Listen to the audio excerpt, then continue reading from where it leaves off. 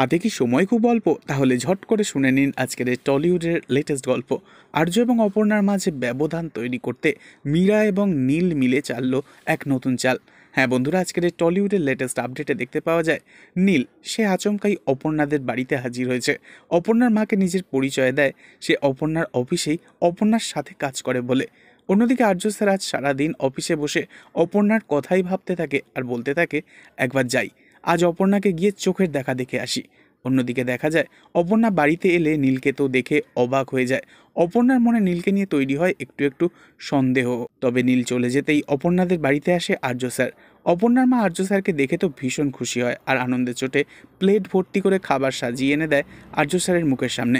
আর্য sir অবাক হয়ে গিয়ে খেতে না চাইলে তখন অপর্ণার মা বলে, আপনি অত কিছু ভাববেন না স্যার, আপনাদের অফিসে কাজ করেন ওই যে কি নাম, নীল নাকি, ওই তো এই খাবারগুলো অর্ডার করে এনেছে, ও তো এখানে এসেছিল। এ কথা শুনে আর্য স্যার চমকে ওঠে আর খাবারের চামচটা প্লেটের মধ্যে রেখে দিয়ে অপর্ণাদের বাড়ি থেকে বেরিয়ে চলে যায়। অপর্ণা বুঝতে পারে আর্য স্যারের মনের কষ্টটা, তাই আর্য স্যারের পিছন পিছন হাঁটতে থাকে অপর্ণা। রাস্তায় দাঁড়িয়ে অপর্ণা জিজ্ঞাসা করে, কি হয়েছে, মুখটা ওরকম কেন? তখন আর্য স্যার বলে, কই আমার তো কিছু হয়নি। অপর্ণা বলে, কিছু হয়নি বললেই হবে, একটা জিনিস আমি খুব ভালো মতন বুঝতে পারছি, সমস্যাটা ওই নীলকে নিয়ে। এ কথা শুনে আর্য স্যার চমকে ওঠে আর অপর্ণার মুখের দিকে তাকিয়ে থাকে।